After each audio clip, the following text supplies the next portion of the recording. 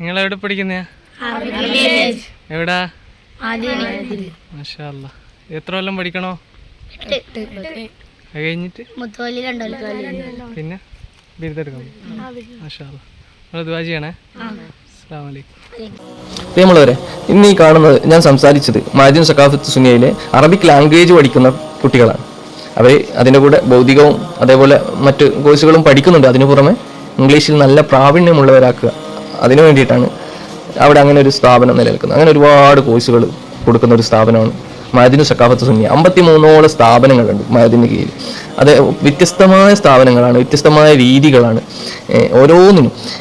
പ്രധാനമായിട്ട് എടുത്തു പറയേണ്ടത്, അതായത് നമ്മുടെ ഒരുപാട് ചെറിയ വൈകല്യങ്ങളുള്ളവരെ ചേർത്ത് പിടിച്ചുകൊണ്ട് അവർക്ക് അവരുടെ കഴിവുകളെ വികസിപ്പിച്ചെടുക്കുന്നതിൽ മഅദിൻ സഖാഫത്ത് സുന്നിയ ഒരു സ്ഥാപനം നിലവിലുണ്ട്.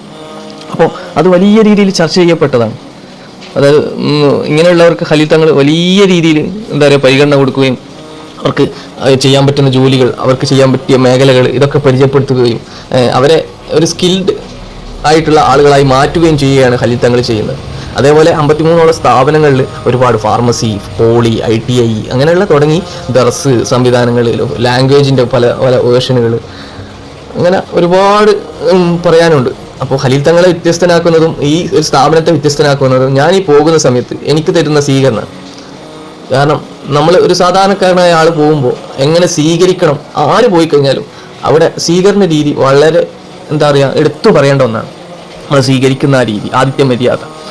അപ്പോൾ അങ്ങനെ അത് ചെയ്യുന്ന രീതിക്കാണ് ആ സ്ഥാപനത്തോടുള്ള മതിപ്പ് ജനങ്ങളിലേക്ക് വരുന്നത്. ഇതാണ് മഅദിൻ്റെ ഏറ്റവും വലിയ പ്ലസ് പോയിന്റ്. ഖലീൽ തങ്ങൾ ശീലിപ്പിച്ച ആ രീതി ഭയങ്കര വ്യത്യസ്തമാണ്. ഖലീൽ തങ്ങൾ എന്നത് G8 ഉച്ചകോടിയും അതേപോലെ പല പല അന്താരാഷ്ട്ര സമ്മേളനങ്ങളും ഒരുപാട് ഇസ്ലാമിക സമ്മേളനങ്ങളും ഒക്കെ പങ്കെടുക്കുന്ന ആളാണ്. അതുമാത്രമല്ല, രാജ്യത്ത് അങ്ങോളം ഇങ്ങോളായിട്ടുള്ള സർവകലാശാല, അതായത് രാജ്യത്തിൻ്റെ പുറത്തെ സർവകലാശാലകൾ, ഇവരൊക്കെ അസോസിയേറ്റ് ചെയ്തുകൊണ്ടാണ് വിദ്യാഭ്യാസ പുരോഗതിക്ക് വേണ്ടിയിട്ട് വർക്ക് ചെയ്യുന്നത്. ഞാൻ എൻ്റെ കുറേ ആശയങ്ങൾ ഇവരിലേക്ക് സംസാരിക്കുകയും അവിടുത്തെ GM-നോടും മറ്റും ഒക്കെ സംസാരിക്കുകയൊക്കെ ചെയ്തു. പിന്നെ ഖലീൽ തങ്ങൾ നമ്മൾ പോയി കഴിഞ്ഞാൽ നമുക്ക് ഒരു അഭയമാണല്ലോ. പ്രാർത്ഥനകൾ, അതായത് സ്വലാത്ത് നഗർ നമ്മൾ കേട്ടിട്ടുണ്ടാവല്ലോ. 27 രാവിലെ ഏറ്റവും വലിയ സ്വലാത്ത് മജ്ലിസ് നടക്കുന്നത് മലപ്പുറം ജില്ലയിലെ സ്വലാത്ത് നഗറിലാണ്. അപ്പോൾ ഇന്ത്യയിൽ അങ്ങനെ ഒരു സ്വലാത്ത് സംഘടിപ്പിച്ചതിൽ വലിയ രീതിയിൽ ജനങ്ങൾക്ക് ഉപകാരപ്രദമാണ്.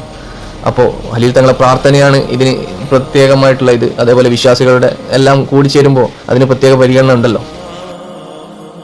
അങ്ങനെ ഖലീൽ തങ്ങളോടും അതേപോലെ GM-നോടൊക്കെ സംസാരിച്ചു കഴിഞ്ഞു. അതിനുശേഷം ഞാൻ ഓരോ സ്ഥാപനം വിസിറ്റ് ചെയ്യാൻ പോയി.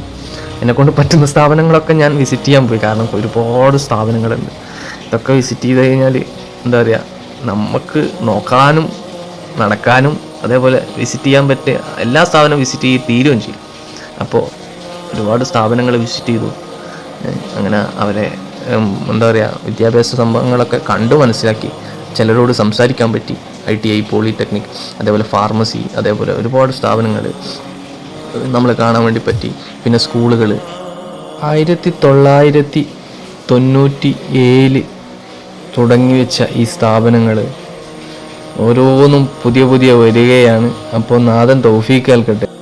അപ്പം ഞാൻ എന്നെക്കുറിച്ച് പറയാൻ, ഞാൻ ജലീൽ ഉമർ കീച്ചേരി. ഞാനിങ്ങനെ ഓൾ ഇന്ത്യ ട്രാവലിംഗ് ആണ്. അപ്പം ഞാൻ ഒരുപാട് സ്ഥാപനങ്ങൾ പോകുന്നുണ്ട്. അപ്പം നല്ല നല്ല വീഡിയോസുമായിട്ട് ഞാൻ വീണ്ടും വരും. അസ്സലാമു അലൈക്കും.